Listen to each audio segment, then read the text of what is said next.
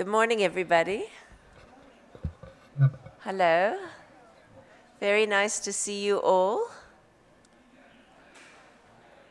Okay, I think we're going to start. You don't need to worry. We have a hard stop. Everyone has a hard stop at 10:30. We will stop at 10:30.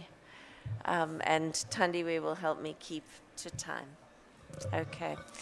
Thank you very much, everyone, for joining us this morning. My name is Kesia Rust, and I'm the Executive Director of the Center for Affordable Housing Finance in Africa. And CAF, as we're known, is the Secretariat to the African Union for Housing Finance. The boss of the Secretariat is Tandiwe Dlamini. You can stand up, Tandiwe. Program Manager, there we go, yes. And we are delighted to be able to share with you some of the things that we've been thinking about and to really have a discussion with everyone here. So we will need to move the mics around and things. I hope that's possible. We are at the World Urban Forum. And the World Urban Forum is a global forum, the World Urban Forum, to talk about urban issues. Housing is a central issue within that. The African Union for Housing Finance is a membership organization that's focused on promoting and facilitating and enabling the interests of the private sector in affordable housing across Africa.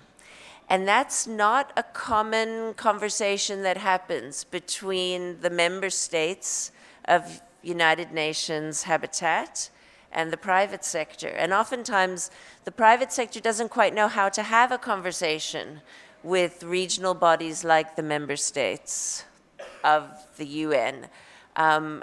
Companies at a local level in their own countries develop relationships with their ministers and their departments and so on. But at a regional level, where so many of the commitments that our governments follow are actually made and written, it's quite difficult for the private sector to find a way into this conversation. And I'm sure some of you may have even seen that in the agenda, that the agenda is very state, NGO, civil society focused.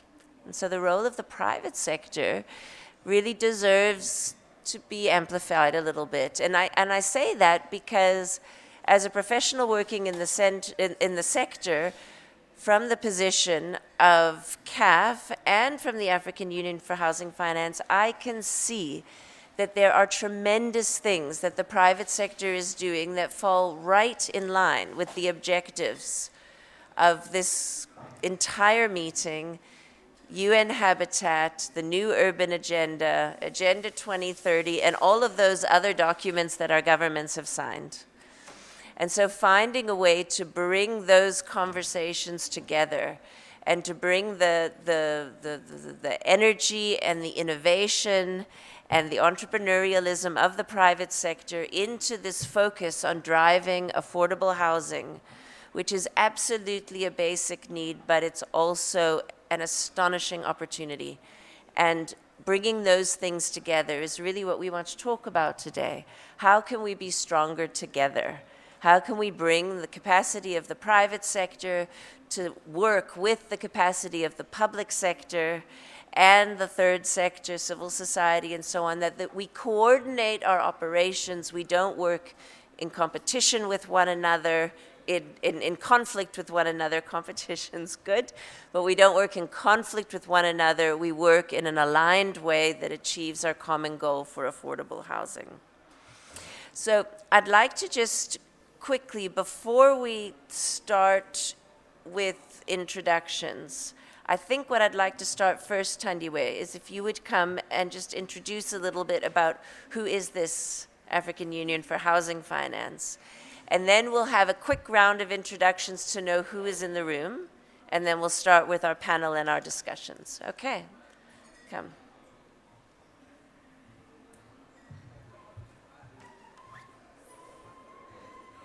Good morning, everyone. Thank you so much, Kesia, for the introduction. My name is Thandiwe Dlamini, as Kesia has already indicated, and I am the Program Manager for the Africa Union for Housing Finance. Who is the Africa Union for Housing Finance? So we are a member-based association where we have like different stakeholders within our membership. We have financiers, we have investors, we have different developers within our association. We also have government associations like ZNBS. We also have NHFC. And what we do as the AUHF, we try to foster that collaboration that KCI is talking about. We talk to our private sector, we talk to our government sector, we talk to our developers, and we want each and everyone to engage, to share what we are doing in our own different spaces, to collaborate as much as possible, find synergy in what we are doing as well. So this is some of the things that we do as the AUHF. We coordinate each year a conference, which is an engagement platform for everyone. This was us in Namibia in 2023, and this is the AUHF in just 2 weeks ago. We were in Zambia, where we were talking about building to last as we celebrate. In Zanzibar, yes, sorry. In Zanzibar, I'm looking at my colleagues from Zambia. That is why I am speaking about Zambia.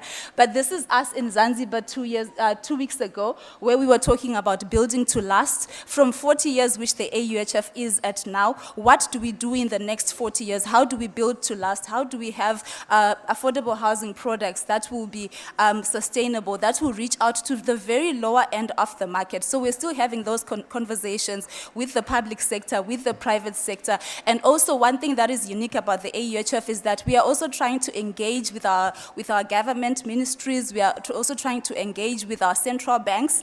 I know we are still starting at it, but our hope is to get stronger at it. So we had a central round table at this particular event where we were talking about how we can get the central bankers, our regulators, how we can help get our policymakers as well to meet with us. There is one proverb that I heard and I wish to borrow, which says each and every one of us, when we pull together the different strings into a web, we can even trap a big lion, which is the housing deficit which we're facing, which is the lack of affordable housing, which is across Africa, which is the informality. How do we de-risk? How do we reach to the very, very grassroots levels in our different communities? I mean, Africa has got different problems. We can't talk about all of it in one, but we get together and we pick on what are the kind of solutions that will work for the different kind of countries. And we want as much as possible to learn from each other and to collaborate and to make sure we also put Africa on the map.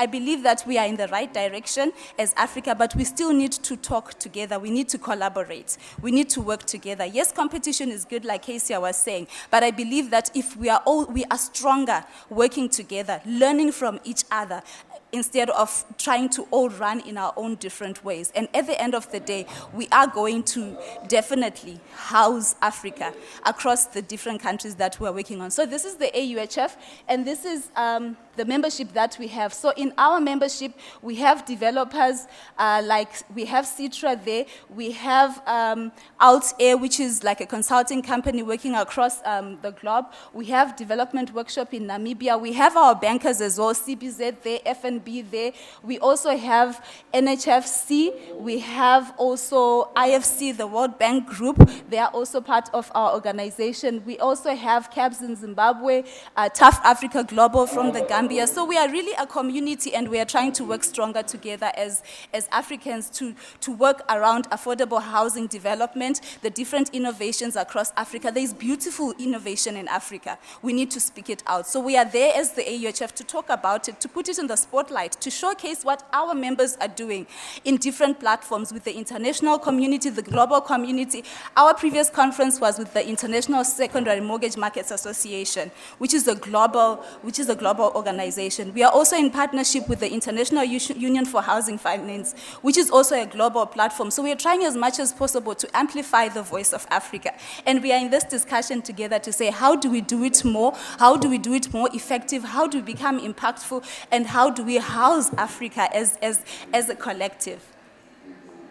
And this is our board, which was just recently elected at our previous AGM in Zanzibar. our chairman, Mr. Ogundimi from Nigeria, our vice chair, who's also here with us. We have our treasurer right at the back, Mr. Johnson Oltatia from Kenya Mortgage Refinance Company. And we have seen, I'm sure, Mr. Habib Han from Shelter Afrique somewhere within, during the course of WUF. Unfortunately, he's not here with us today, but this is the board of the AUHF that is running till 2026. And these are our focus areas as the AUHF. We, like I said, amplify our members, say what they are doing out there, put them on the spotlight, and we try as much as possible to create collaboration and networking. Casey would say maybe a dating, kind of arrangement to connect you and say, oh yes, Zambia is doing something similar, you'd want to have a conversation with them. Family Homes Funds is building, they are having different strategies in Nigeria, you'd also want to reach out to them, so that is what we are doing as well. ADHI has their Bwiza Gardens, you would want to learn from them as well in terms of sustainable and green building as well. So that is what we do, and we have lobbying and advocacy, which we're trying to do as well here in this platform, and also in collaboration with the Africa Union Commission and also UN Habitat. So we are finding our way to say we will make this, our voice will be heard so loud, but we need to work together to trap this lion in this web. And we also introduced the Investment Support Committee. We want to get back and show that affordable housing is investable. It is. We want to talk about it more and also equip our members to be able to prepare their investor profiles, how to pitch what the investors are looking for, and how to be able to engage as well through some of the work that we're doing online or through our shack rooms at the conference as well. So this is the AUHF, and I think at this point I'll hand over to the Secretariat, which has a great synergy with the AUHF because the CAF is the think tank of affordable housing. Different ideas will be coming up in research. So AUHF then takes that research. What is the membership doing and what can we learn from it? So Kesia will take us through the next slides. Thank you so much.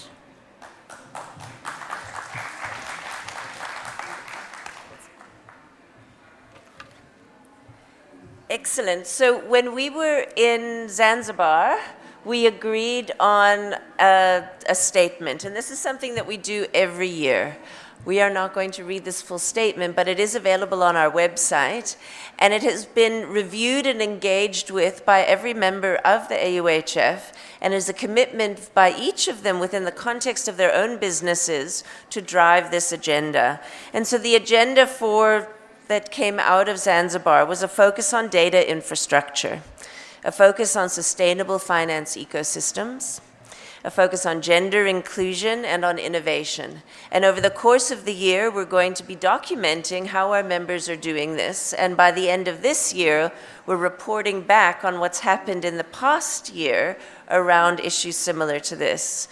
Also a focus on sustainable building, on collaboration and partnerships, so what we're trying to achieve also here, capacity building and training. And then at the conference, we also handed out AUHF awards that were members and the wider sector applied against a series of categories, and they were awarded those awards and recognized for their contributions to the affordable housing sector. One of the things that we want to understand, though, as we work into our membership, and we really hope that you will join today, and it's very easy if you're not members. Who in this room are members of the AUHF? Okay, and those that aren't raising their hands are not members, and we would love for you to join, or if you're within government, to connect with the members in your countries, because that's a very important set of opportunities. Our panel today is drawn both from our membership and also from organizations that, that we work very closely with. And what we wanted to do was to have a conversation to talk about broadly how, as this group, do we begin to, this group and this regional group in this continent, begin to work together, carry on working together, but target that work and that collaboration and those outputs to make their way into the discussions that then realize the outcomes that make each individual business's operations more or easier to carry on, but also that broaden the opportunity for the delivery of affordable housing across the continent. So that's the overall focus of this. As the panelists come to the stage, and if I can call Azola Maikiso, please, from the NHFC, the National Housing Finance Corporation in South Africa. Lusanda Nichintenze from TUF 21, also in South Africa. Festus Adebayo, don't know if I see Festus. He had an entrance difficulty. He'll join us later. Naluki Melapo, please, from the National Housing Authority in Zambia. And is Mohammed Gamba also in the room? He'll be joining us shortly. So, before we go to the questions, let's first talk here, find out who we have in the room with us. We're not going to go one by one. What I'd like to know is how many people in the room, raise your hand if you're from government. National, provincial, local. Okay. Great. Welcome.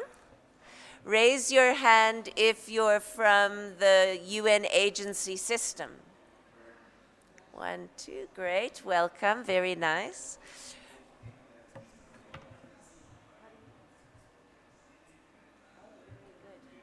And parliamentarians in the room, also from government. Yes, there we are. Hello, sir. Raise your hand if you're from the financial sector. Excellent. Are there any developers in the room? We have some developers in the room. Very good. Do we have any organizations from civil society, facilitative organizations? We do. Excellent. Very nice. Do we have any academics in the room?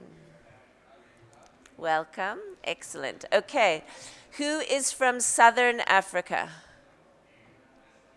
A lot of people from Southern Africa. Of course, we do have definitional issues. Hello. Welcome. Who is from East Africa? Welcome. Who is from Central Africa? Okay, and West Africa. Hello, West Africa. Is there anyone in the room from North Africa? Hello. We are all in North Africa, so we're very happy to be here with you in your country. Thank you very, very much for having us. So the questions that we have today, and panelists, we've shared with you a number of questions, and broadly, they come into these 4, roughly. And so I'd like to invite you to offer your impressions. I should hope they fit with the questions that you have been asked. And maybe, Azola, if we could start with you. The NHFC has been a member of the AUHF for decades, I think, or at least for as long as the NHFC has been around itself. And in fact, your former CEO was once a chairperson of the AUHF. You've been with the NHFC now, I think, for a few years, and your impressions of the AUHF and how you believe the NHFC can work with this body. Please go ahead.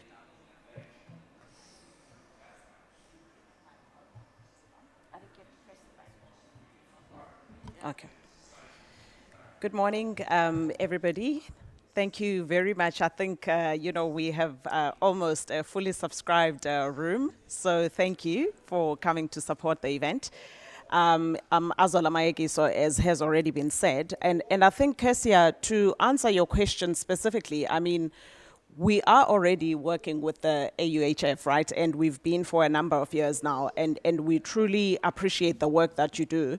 because certainly, bridges do need to be put in place when it comes to ensuring that the private sector has a very effective working relationship with government, because government typically, particularly in the context of South Africa, is quite active with respect to ensuring that they put the necessary support in place in order to unlock activity, and I suppose the topic for today, right, is affordable housing.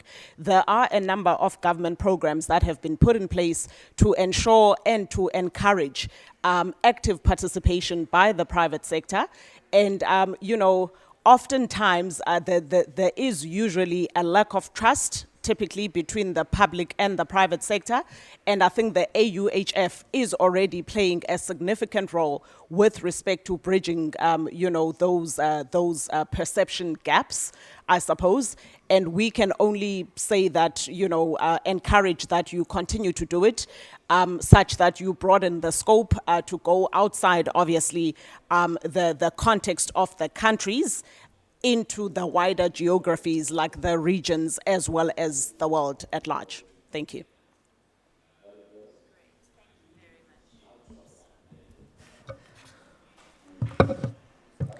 Lusanda, can you talk about your experience in engaging with government and how the private sector might bring its conversation further into the public conversation?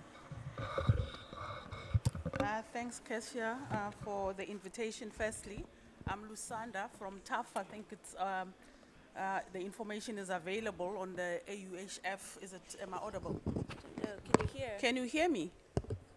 No? Better, I think. Is it audible now? Must I Closer. bring it here? Is it better? Okay. I'm Lusanda from TAF in South Africa. We are a company that has been around for 21 years. And in the 21-year history, we have been financing property developers who are in the business of providing affordable housing. So essentially, ours is business finance. So we finance entrepreneurs who obviously have a housing outcome. And I think that the relationship that we've had with government over the years, because we are viewed as being profit-making and therefore not necessarily always aligned with government objectives, the relationship has been difficult, to be honest, in that it depends who you are dealing with at any particular point in time.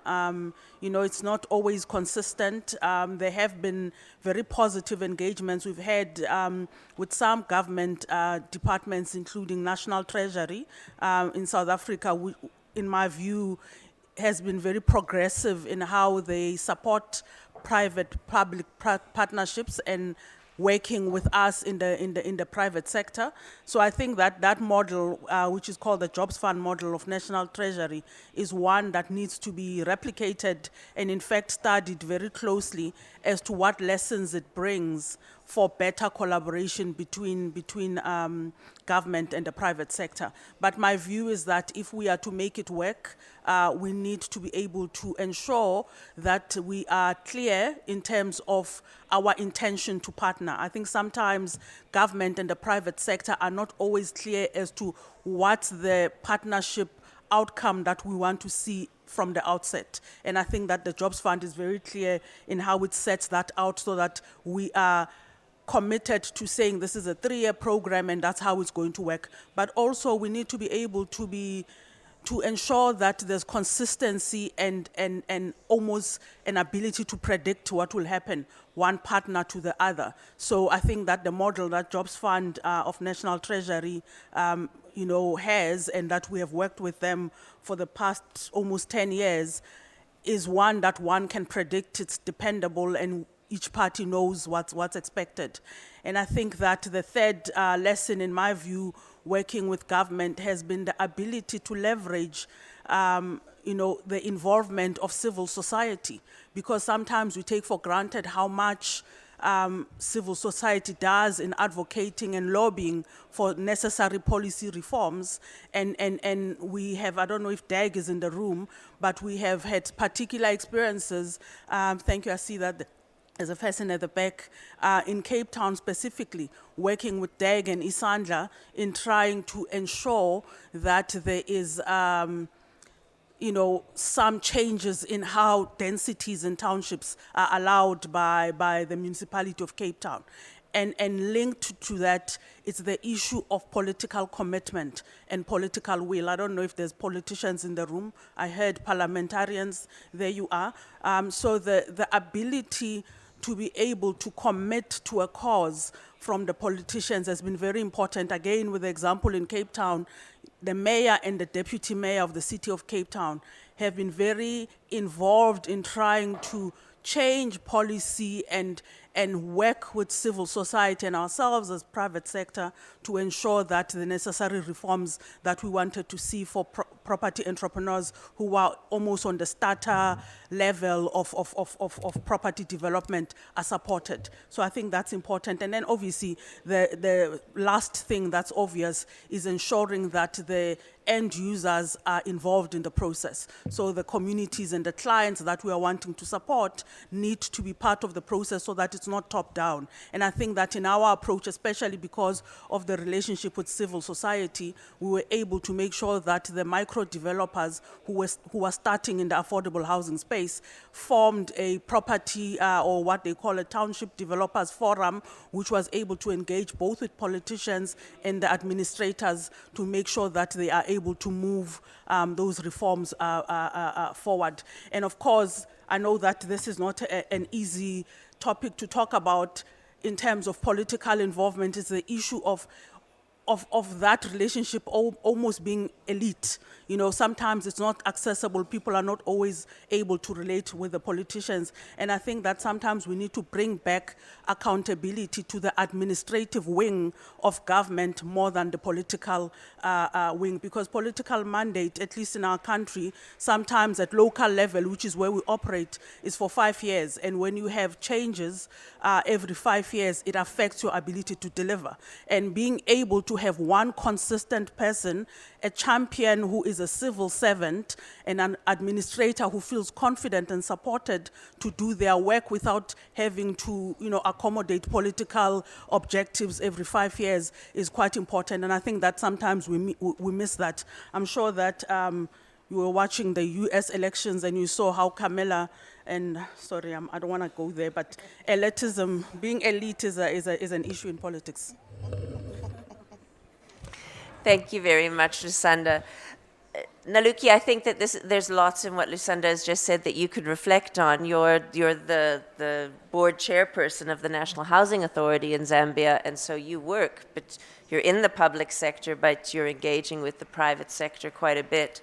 Could you describe perhaps how government institutions like the NHA can play in supporting strong public-private partnerships? Yeah, I think that first and foremost, maybe to just give you a background, I think it's important to the NHA. So the NHA is a government wing, which is mandated basically to deal with housing, which was created maybe about over 50 years ago. And initially, NHA was funded by government. Okay, so all the construction that we did, that was done at that particular time, was channeled through government finance. Now that we're in this new era, I think it has been important for us to look to the private sector, okay? And so one of the important things really is about the legal framework, ensuring that we have the legal framework that supports the private sector. And so in Zambia, we've tried to update the act itself so that then we can leverage on that, because without that, it becomes very difficult even to provide incentives for the private sector to come in, And also, I think with what you were saying in terms of political will, because we can have the legal framework, but ultimately, you also need the support from not just the politicians, but the technocrats. And so, and I do understand what you're talking about, that in the absence of that political will, it becomes very, very difficult. So you have the elected politician saying something, but if they're not talking to the bureaucrat, the technocrat, then you don't make any progress. So I think also, I think what has happened in our country is that there's been support also from the top. So it even gets to the presidency, you know. So the president has to come in and lock in with the technocrats and say, this is what we want for our country, you know. So I think that's very, very important. Yeah, I think, yeah. Thank you very much. Thank you. I mean, we've been, as CAF and the AUHF Secretariat, we've been so enjoying engaging with the Zambian government, and that's been facilitated by our Vice Chairperson, Mildred, Mildred Mutesa, who has made the connections between her company, her relationship with the AUHF, and the relationship with the government. And it's been such a helpful collaboration for all of us in that as well. So thank you very much. We can welcome Festus Adebayo, a great colleague from Nigeria. Sir, you're welcome.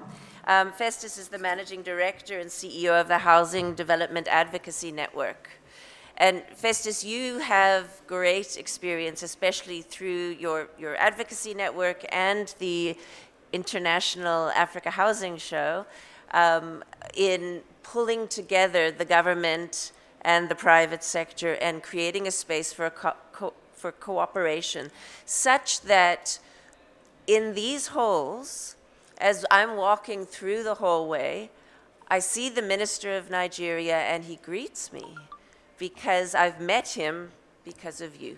So that's a very powerful, that can lead then to a conversation. Would you like to reflect a little bit on your journey around that? Good morning, all our colleagues from different countries. My name is Festus Adebayo. All right. My name is Festus Adebayo, and what I'll be doing is championing public-private partnership in promoting affordable housing in Nigeria. That I've been doing for 18 years. We strongly believe in the power of collaboration. We started this advocacy as a civil society. I'm a lawyer, 18 years ago. And we consider it very necessary that we have to engage the government, we have to engage the professionals, we have to engage everybody. In fact, we have to engage the youth so as to get the housing we need for our country. As we all know, Nigeria has a very huge population, very big market for housing, but where we started, there was no much interest from the part of the government to housing development. So we started by having a platform on the television,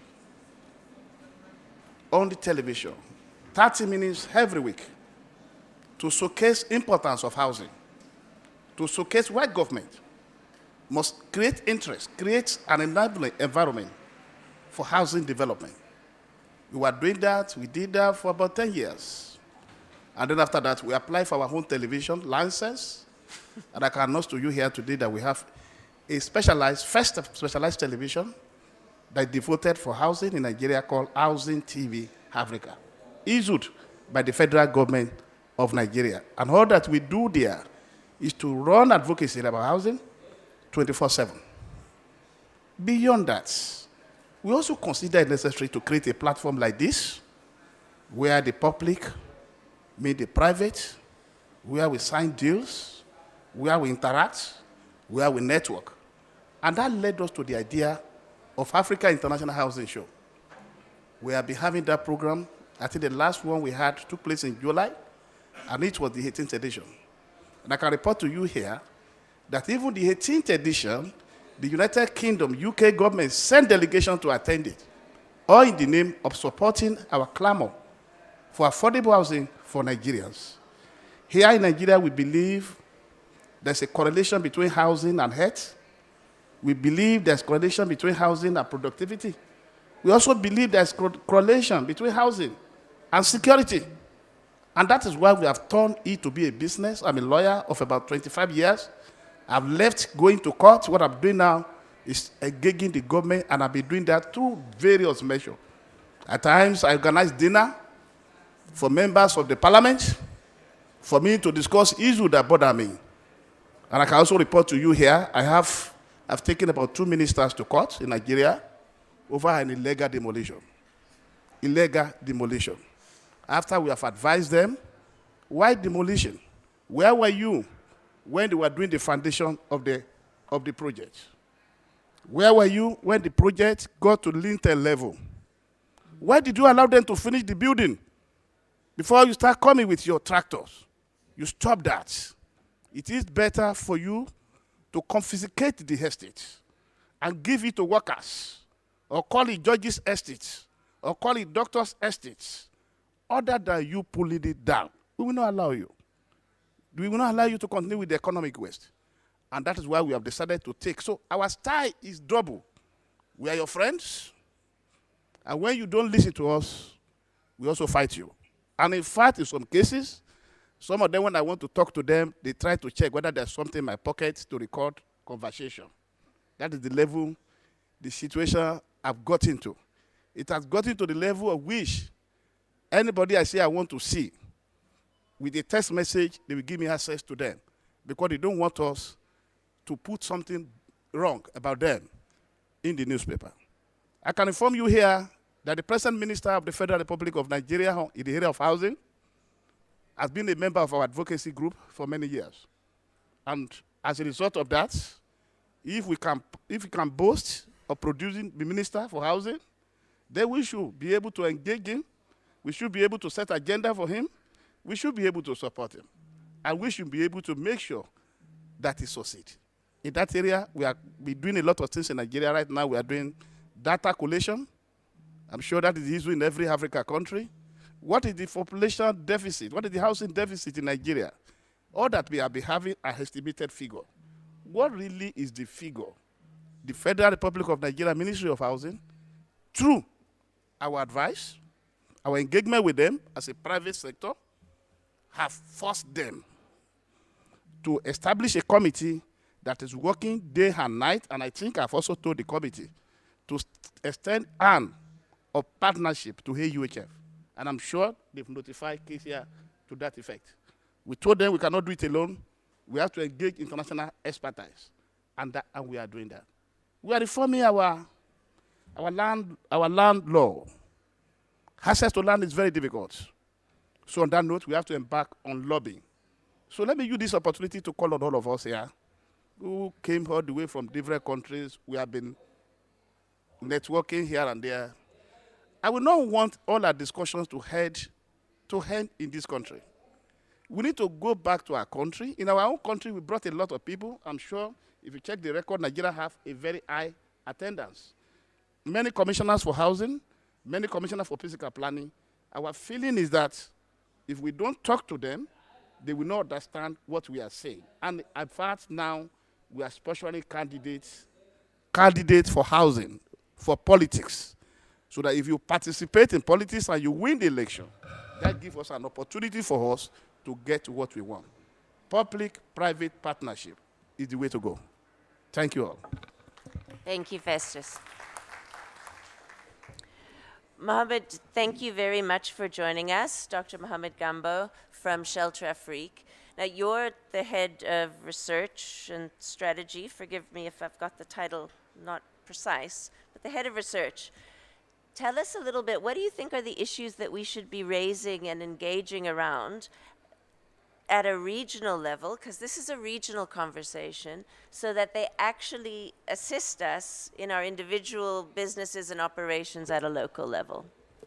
Okay, thank you very much. My name is Mohamed Gambo from the Policy Research and Partnerships Unit, Shelter Afrique Development Bank. I'm here standing in representing our Managing Director, who has sent his apologies, attending to, there's a class number of sessions.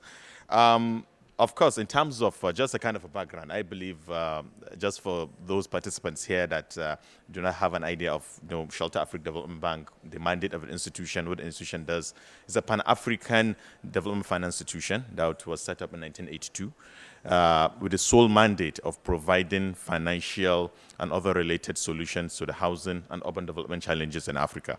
So it has membership of 44 African countries and also other institutions like African Development Bank and Africa Reinsurance.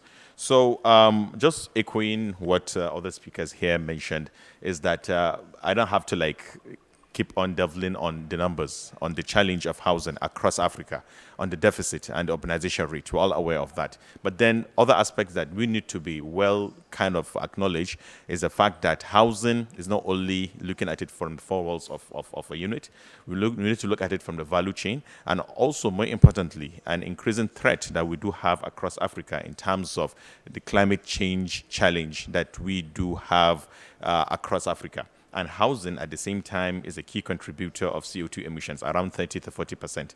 And if you look at it from the perspective of Africa urbanizing most rapidly across the world, and then we do have an opportunity to really develop units that are green and sustainable. So it's an opportunity and also a challenge. So in terms of what Shelter Africa does, it attends both to the demand and supply sides of housing. The demand side in terms of providing solutions from lines of credit and also other engagements to stimulate the demand side, also provide solutions to the end users that needs the housing. And then, of course, the supply side in terms of project finance to banks, engagement with other institutions to provide solutions, financial and related, to those that will deliver the units at scale. And then, of course, there is the aspect of public-private partnership, just like what Mr. Festus indicated.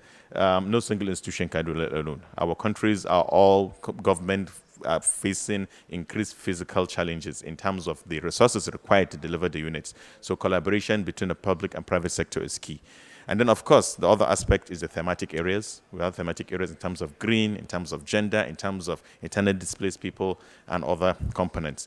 And then a development that I believe it's important to highlight here is that at the recent Africa Urban Forum, just 2 months ago in Addis Ababa, there was the Addis Ababa Declaration, which gave kind of Shelter Africa that opportunity in terms of anchoring the resource mobilization agenda for housing and urban development in collaboration with other institutions. Because all the discussions here, all the engagements here, in as far as the financial solutions are not there in terms of how we can be able to support our member states, how we can be able to support our countries to achieve their mandate in terms of housing, then that remains a challenge.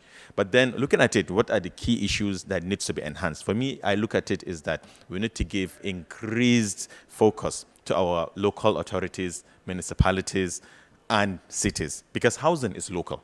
But then over the years, the focus has always been on the central governments and there at the top, where we kind of use top-bottom approach for housing. But then I believe the way forward is that we need to work more kind of effectively with our municipalities. Do our municipalities have the requisite capacities? Do they have the requisite knowledge? Do they have the requisite understanding of engaging development partners like Shelter Africa, the World Bank, African Development Bank, and other institutions? Do they have what it takes to write the necessary submissions, proposals, templates to be able to access funding in terms of climate finance? So all these are discussions that needs to be done holistically in terms of understanding the requisite skills and the knowledge to deliver housing at the local level. And then, of course, more importantly, resource mobilization, same at the municipalities at local levels. In as far as we're all aware that most cities in Africa, they do depend on fiscal transfers from the central governments. But then there are wide range of pressing issues out there, from healthcare, from education, and other pressing challenges. But then we do have opportunities in terms of our cities and municipalities to kind of develop the necessary the tax reforms, and also to be able to generate the economic opportunities that will enable them to have the necessary resources that will deliver housing. But of course, more needs to be done in terms of understanding, the need for accountability. More needs to be done in terms of transparency. More needs to be done in terms of having the requisite capabilities to deliver into this. But then I believe at this juncture is the power of partnership, power of collaboration. we're heading towards SDG 2030 within the next 4 to 5 years.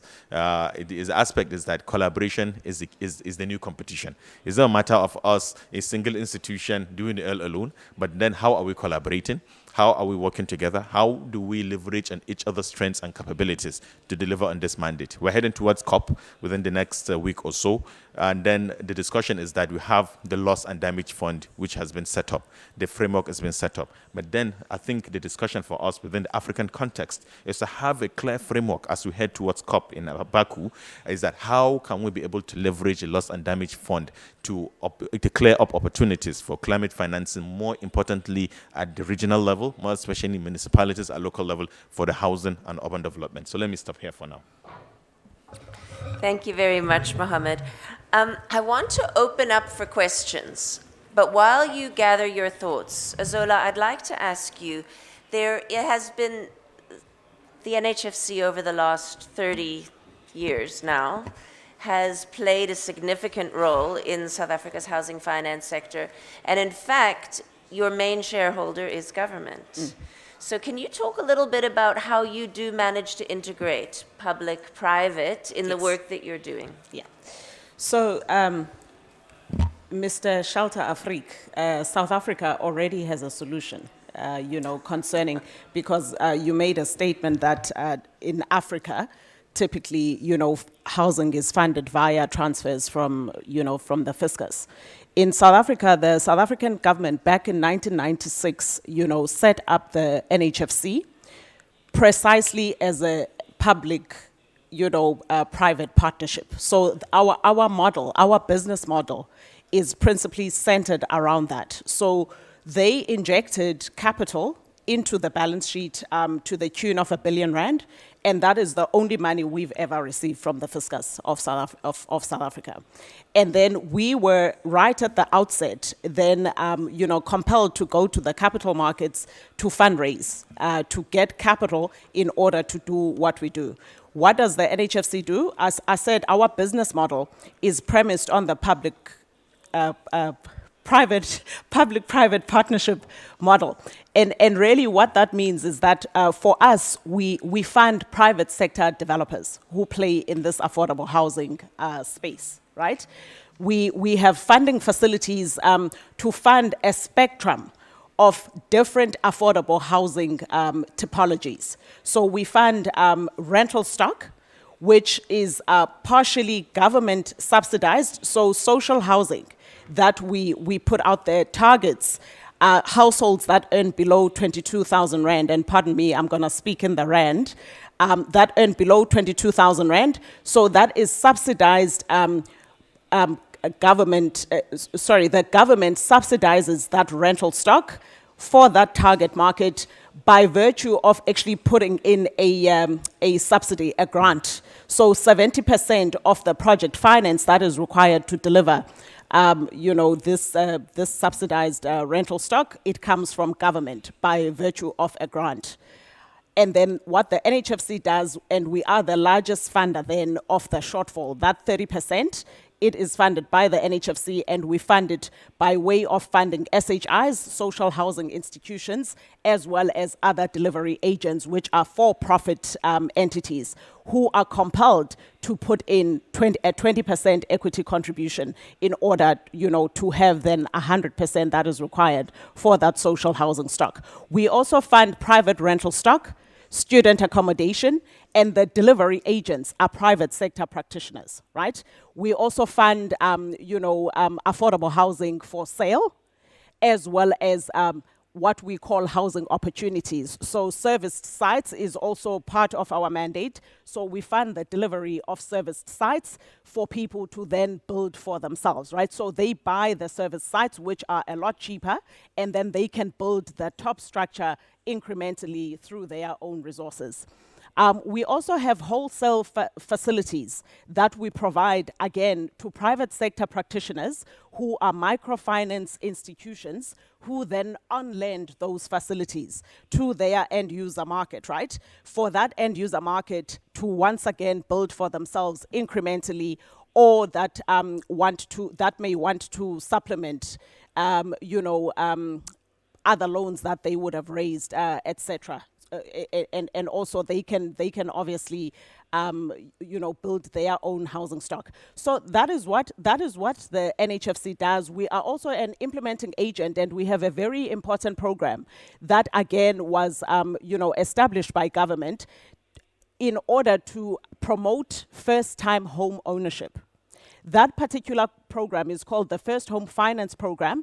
It is a government subsidy that targets, South Africans that earn above 3,500 rand, but up to the 22,000 rand cap.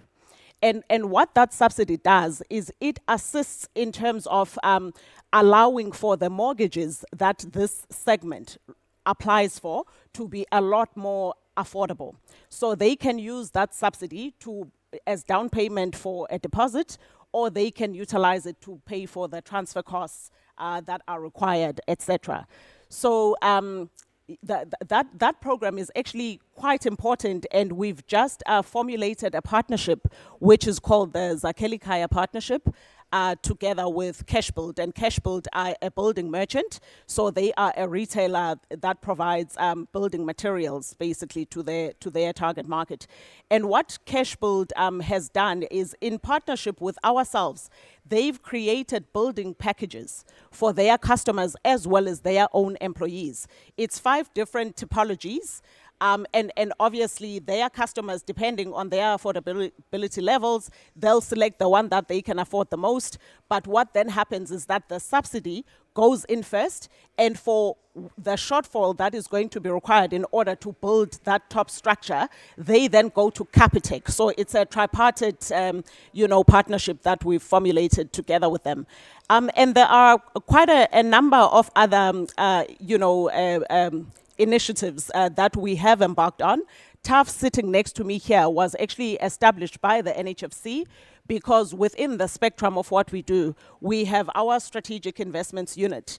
And what that unit does is it effectively, identifies private sector practitioners that play in a space that the NHFC does not play in.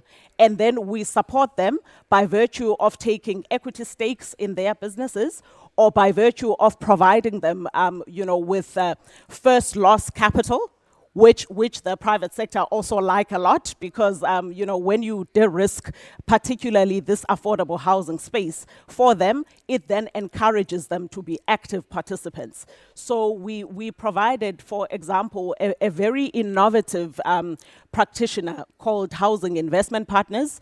They formulated a mortgage product, right? That is not necessarily linked to interest rates. It's not a traditional mortgage. It's a mortgage that is linked to salaries of their target market. So they formulated in order to encourage early entrance into home ownership, right? By young professionals who are wanting to own their homes very early on in their lives, but who might not be in a position to actually access and afford a mortgage at that particular point. So they then formulated this product, which is linked to salaries. So the repayments of that particular product or mortgage start off being very small, and through time they increase as your salary. It's called a stepped up mortgage. As your salary increases through time, and then you are able to pay more towards this mortgage. That's how that particular product works. So we do also aim to extend the scope of what we do by identifying private sector practitioners that are not necessarily playing where we are playing with respect to our core business, and we support them that way by giving them, in fact, by taking equity interests, by providing them with facilities that are of a quasi-equity nature, junior debt, across the spectrum. So that is the kind of active support that we provide to the private sector. Thank you, Zola. I think that can you hear me? Yes. The possibility of a partnership is that you're bringing the strengths of the parties together, and stretching the government's ability to create an enabling environment by attracting the ingenuity and the creativity of the private sector and enabling that. And I think something that was quite important that both Lusanda Naluki also both said is, and creating a sense of trust that it's possible, so that the government is going to trust that it creates a space of trust into which the private sector can then offer its products. Let's see what our audience, if there are any questions in the room. We have a microphone up here. Any thoughts or reflections, any examples that you would like to add? Please come to the microphone. I wish I could bring a mic to you, but it's self-serve. Please introduce yourself to the room. Hi, good morning, everyone. My name's Mohan Vivekanandan. I'm with the Development Bank of Southern Africa. We finance infrastructure projects throughout sub-Saharan Africa, including affordable housing. The question I have is, I'm looking for a solution at scale, given the limited amount of either development capital or grant funding that's available, to be able to house, the millions, in fact, the hundreds of millions of homes that we need on the continent. Because, I hear about some interventions here and there, but I'm not really sure that they're going to be able to be delivered at scale to solve the massive urbanization challenge. And I'm wondering, from your countries, from your perspectives, what you've seen, where you are able to sort of leverage, the billions that's available into the trillions that may be needed for the area. I think I'll try to give it a shot. Can you hear me? I'll try to give it a shot. I think that for us, it's been clear over the years that the only way we're going to reach scale in the delivery of affordable housing is that it must be a both-and approach. So it's both mega projects that are usually what government likes and drives, mega social housing projects funded by the likes of the NHFC because they have sort of sometimes larger pockets to support units above 100 per scheme. So I think that's important. But I think the missing opportunity, not only in South Africa, but I think in Africa as a whole, is the ability to then tap into the entrepreneurial nature and the enterprising nature of our communities. So build on a small, what I think someone coined the concept of massive small. So it's small efforts. So it's one person doing 10 units here, another doing 20 there, another doing 100 there. And together, when you put those together, you actually see the scale of delivery. And we are seeing that in South Africa in the townships, that when you have one entrepreneur building 15 units, another building 20, another building 10, etc., as I demonstrate, those combined are able to start moving the needle. But